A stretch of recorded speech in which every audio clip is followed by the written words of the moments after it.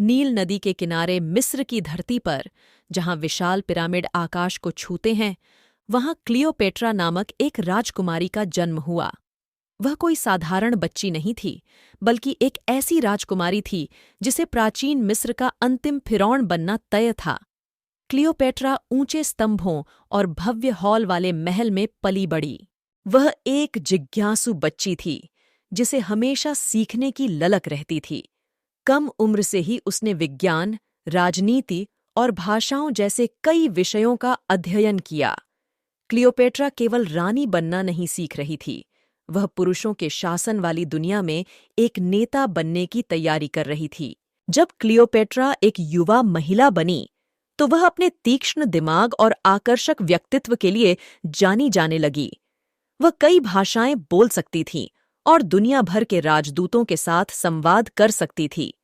इसने उसे मिस्र में एक शक्तिशाली और सम्मानित व्यक्ति बना दिया। लेकिन रानी के रूप में क्लियोपेट्रा का जीवन आसान नहीं था। जब वह सिर्फ 18 साल की थी, उसके पिता राजा का निधन हो गया। इसने उसे उस समय की रीति के अनुसार अपने छोटे भाई के साथ मिस्र पर शासन करने के लिए छोड़ दिया।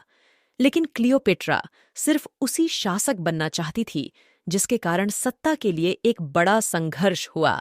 क्लियोपेट्रा के भाई ने उसे मिस्र छोड़ने के लिए मजबूर कर दिया, लेकिन वह अपना सिंहासन वापस पाने के लिए दृढ़ थी। उसने रोम के शासक जूलियस सीजर से मिलने और उनकी मदद मांगने की एक साहसी योजना बनाई।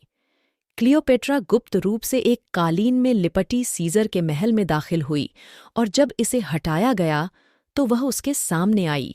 सीजर उसकी बुद्धि और सुंदरता से मोहित हो गया और उसकी मदद करने के लिए सहमत हो गया।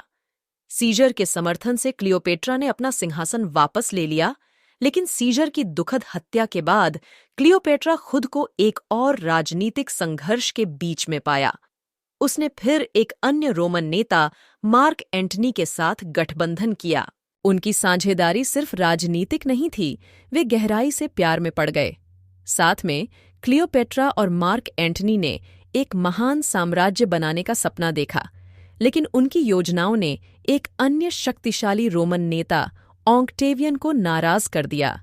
इसके कारण एक्टियम का महान युद्ध हुआ, जहां क्लियोपेट्रा और मार्क एंटनी की सेनाएं हार गईं।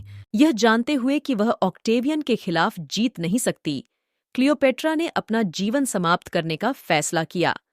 कहानियों के अनुसार उसने एक जहरीले सांप एस्पी को खुद को काटने देकर अपनी जीवन लीला समाप्त की। उसकी मृत्यु ने मिस्र के फिरौन शासन के अंत और रोमन साम्राज्य के एक प्रांत के रूप में मिस्र के इतिहास के आरंभ को चिह्नित किया। क्लियोपेट्रा का जीवन प्रतिभा, शक्ति और दृढ़ संकल्प की कहानी थी। उसने साहस और बुद्धि के साथ राजनीतिक साजिश की जटिल दुनिया का नेविगेशन किया। उसकी विरासत हमें आज भी एक मजबूत और बुद्धिमान शासक की स्थायी शक्ति की याद दिलाते हुए प्रेरित करती है। देखने के लिए धन्यवाद और सब्सक्राइब करें हमारे अगले एनिमेटेड वीडियो ऐसी इंटरेस्टिंग के साथ देखने के लिए।